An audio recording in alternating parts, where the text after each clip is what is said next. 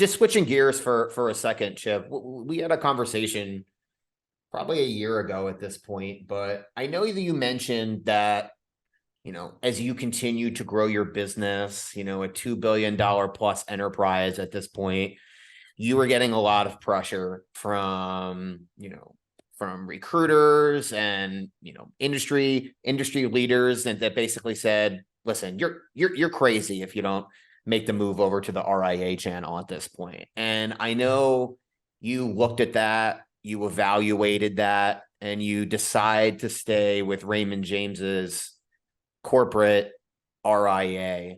And can you just kind of talk about through that decision-making process and that discovery process? I think there's so much information out there right now about, why you should go RIA. But I think it's important for people to understand that there's no right decision for everybody. And your thought process around that.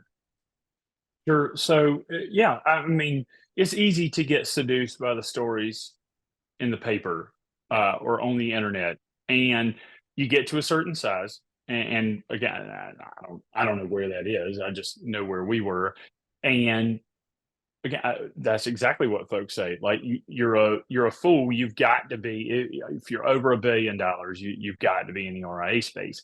And I think that much like with our clients, our process, honestly, Corey, our process for all decision making is this: where are we? Where do we want to be? What's the most direct path to get there? How can we do that with as little uncertainty as possible? That's how we do financial planning for clients. It's how we make business decisions. And in looking at that, so we brought in an outside consultant. We looked at the financials.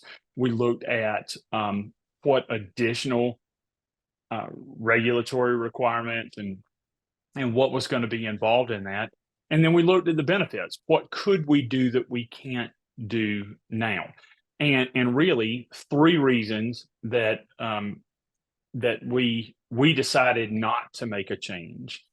The first was it wasn't better enough for our clients. It was going to end up being a lot of work for our team, both initially and afterwards. And this is understanding that Raymond James was aware that we were considering, because we were, we had the ability to transition within Raymond James, and supportive of that. By the way, they were awesome in terms of being open and transparent about what that would look like. But then it was going to be a lot of work for our team and a lot of work and a disruption for our clients, and we couldn't get to a place where we felt like it was better enough from a client experience standpoint.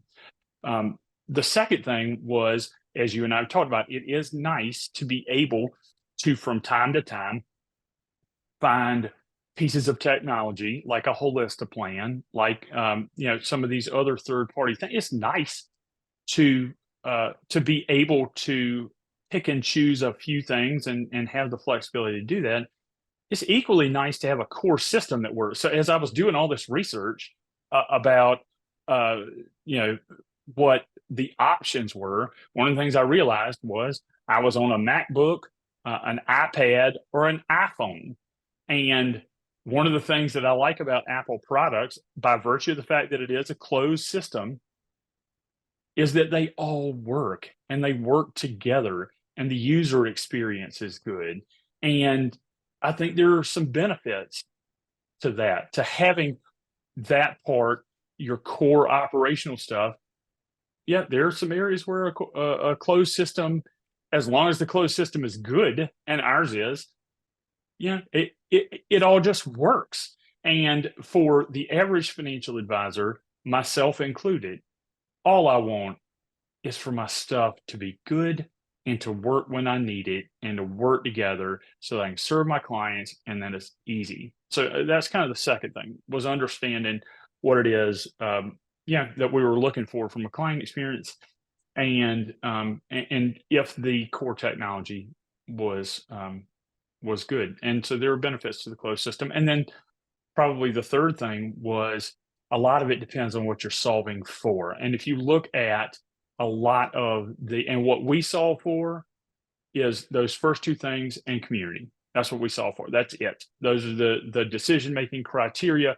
Financials are important long term, and we always, I mean, that's what we do. We're in a financial business, but there's a lot of talk about EBITDA and all the different metrics for the PE firms and things like that. And in my mind, liquidity events are not the only thing to solve for. And I think that most of the industry, when you see a lot of the publications, a lot of the vendors talking about the importance of going RIA, a lot of the focus is on the financials. And while that is important, in your case, it's only one of the three legs of the stool.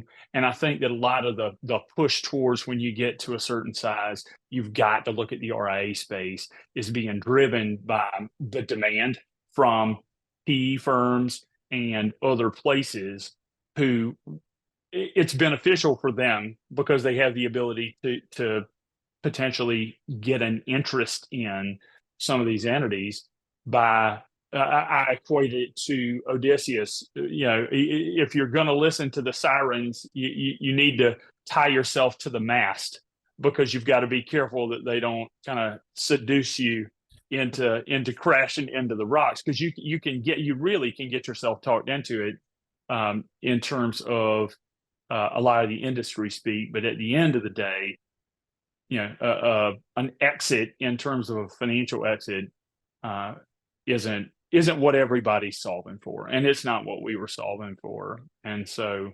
those were probably the three driving factors in us deciding not to make a change. My recommendation for, any recruiter out there that's giving you absolutes, like you're crazy if you're not doing this, or you're crazy to leave the wirehouse, or you're crazy that you're not independent, you should run for the hills. Because if they can't identify that every financial advisor has different goals, wants, needs, hot buttons, whatever it is, that's definitely a red flag.